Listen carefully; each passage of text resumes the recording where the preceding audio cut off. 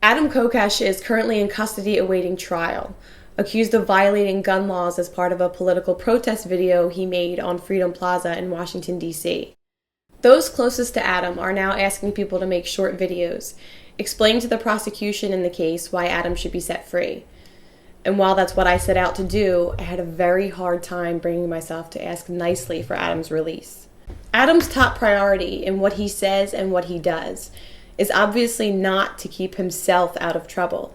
His goal is justice and freedom for everyone. And I just don't see groveling and asking his captors for mercy to be in line with that. They are now holding him in a cage, not for harming or threatening anyone, but for publicly questioning their supposed authority.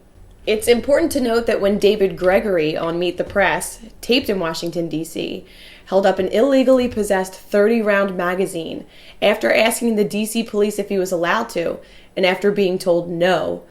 Unlike Adam, his home was not raided. He was not caged or charged with anything. Why? Because when Mr. Gregory violated the law on national TV, he was voicing a pro-authoritarian, anti-gun rights point of view. Clearly, the real reason Adam's home was violently invaded and the real reason he remains caged is not because of the alleged technical violation. It is because of what he says and what he stands for. Those in power are making it pretty clear that they believe that by caging a man for speaking the truth, they can weaken his message and intimidate others into being good little obedient subjects. I believe this is the last thing in the world Adam wants. If those in power want to continue to show themselves to be thugs and bullies, then let them. If they want to continue the charade that this has anything to do with justice or keeping people safe, who do they think that'll fool? Do they really think that anyone who supports Adam will change their minds and decide that they don't like freedom after all, just because those in power continue to inflict harm on Adam? Have you ever heard Adam beg for freedom? Have you ever heard him suggest that we grovel and ask the megalomaniacs of the world for permission to be free? To those in power, I would not politely and humbly ask for their mercy, for Adam or for anyone else, any more than I would politely and humbly ask a mugger or carjacker for mercy. Let those in power show themselves for what they really are.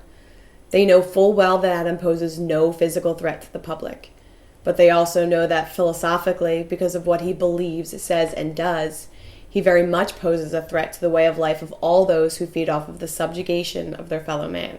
Those in power can choose to behave like the desperate, power-happy thugs they are by keeping a peace-loving man caged for having non-government approved opinions, or they can at least try to look slightly rational and moral by releasing him. Because they have lots of hired mercenaries who will violently impose their will on others, right now they have the ability to make that choice. But the last thing freedom-loving people should do is behave in a way that implies that they have the right to make that choice. Adam is more free as he sits in a cage right now than his captors will ever be. The longer those in power hold him, the more they show their own fear, their own cowardice, their own weakness and immorality. Slaves beg for freedom. Free men don't.